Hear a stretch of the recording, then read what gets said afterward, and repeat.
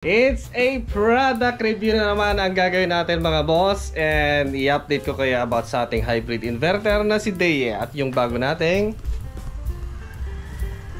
halimaw na battery. So ito guys, hanggang ngayon hindi ko pa rin siya nailagay. And gagawin kasi natin ng content. And as of now ay sinusubukan ko pa rin napunuin yung kanyang battery. Kasi nga 2 days na hindi pa niya napupuno. Ayan. Ito na ba ang percentage ng battery natin is 53% pa lang. Dito kasi ay kalahating araw lang puno na siya. Pero dito grabe 314 AH kasi compare sa 5 kW or 100 AH lang.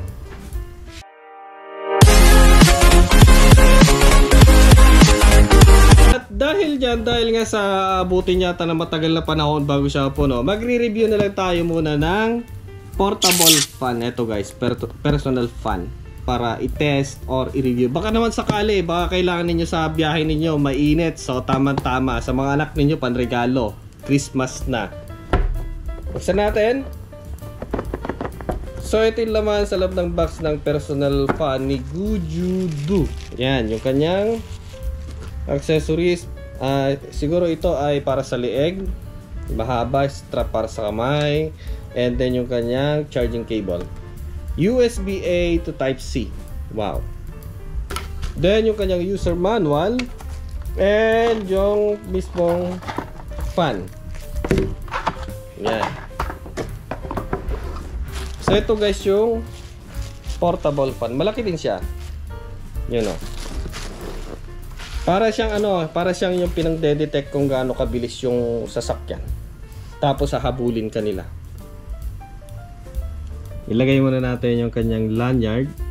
Ito guys ay para maiwasan natin maiwan. Sayang naman. Para hindi mahulog, nakalagay lang sa kamay natin. Yes. Tama-tama to pag nagbibiyahe kayo. Ito pa na malamig-lamigan. So malaki siya guys. Yan o, malaki din siya. Ito paano. Tapos dito yung kanyang mga pindutan. Yan, kung increase natin at decrease. Tapos meron siyang switch dito. Nandito yung kanyang charging input. Yan, Type-C guys.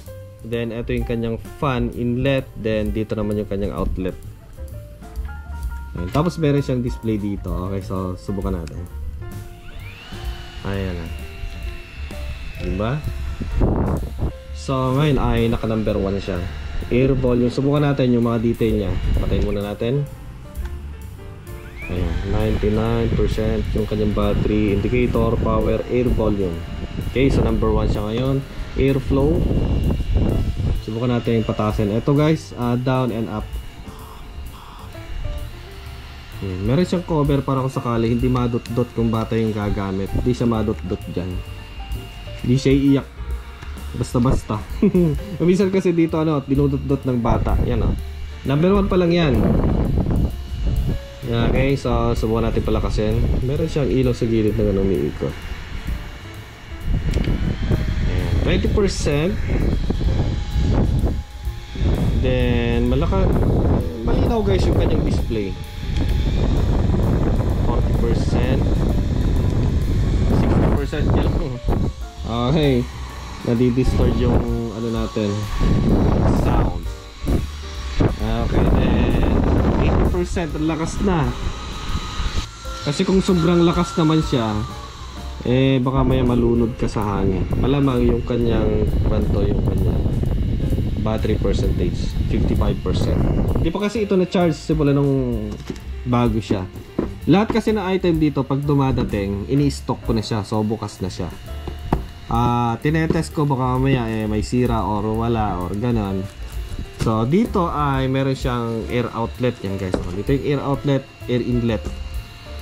Yan, mga display screen. Then non-polar toggle wheel. Toggle wheel, ito pa yun.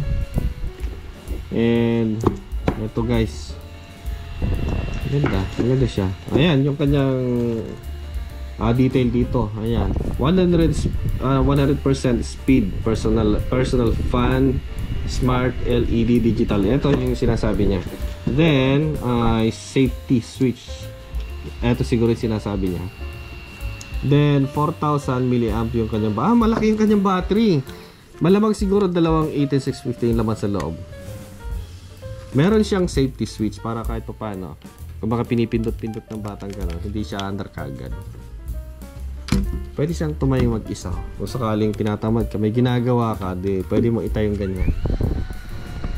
Diba? Habang nagsusulat ka na, meron kang pampalamig. Ayos. Kung nilalamok ka o iniinit ka, yan. Yung 20% guys, malakas na siya para sa akin, no? Yan, 20%. Yan, malakas na yan, 40%.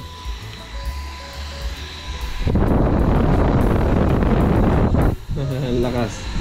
Lakas siya. Ganda yung kulay. Gray. Mahilig kasi ako sa kulay gray. Kaya gray yung siguro. And eto guys, meron siyang mga additional information dito. Gujudu and high speed fan, 4.5 watts, 4,000 mAh yung kanyang battery. And plastic yung kanyang body. Ayos. Kahit pa paano. Para siyang hair dryer, oh. Para siyang hair dryer. Ayos lang pag nainitan ka na kaganyan. Ang ganda. Ang ganda. Eto paano. Magandang gamitin ng mga anak ninyo kung sakasakali. So para sa mga interested, ilalagay ko sa description box yung link nito. And dahil nga sa bare months na ngayon, mayroong discount. Yun ang kagandahan. Nagbigay sila ng discount. Subukan natin siyang i-charge. Charge natin siya. Okay. Extra na naman si Thunderbox. Thunderblock. Ayun. Okay. Nasa 47%. Hindi siya actual talaga na LCD display, kundi digit lang siya guys. LED na digital. Tapos meron siya mga ilaw-ilaw dito sa gilid. Yes. Okay, mga LED lang siya. Then pwede ba natin gamitin habang cha-charge? Yes, it is a pwede.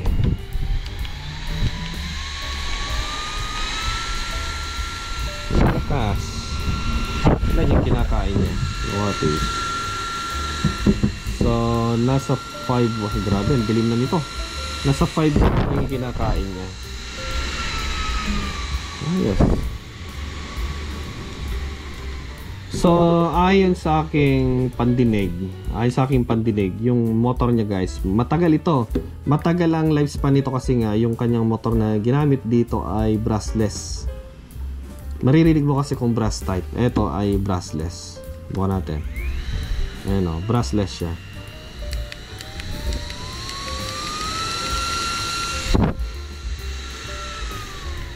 Sa tingin ko ay ayos naman yung kanyang battery. Tatagal din naman.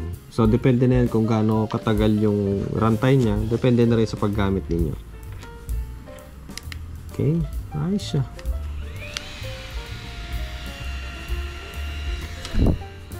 Okay, tanggalin yung battery nito. Okay. So ayan, para sa mga interested, lalagay ko pa sa description box. And then para sa mga junakis natin, yung mga dalaga natin. So tamang-tama yung ganito. Okay?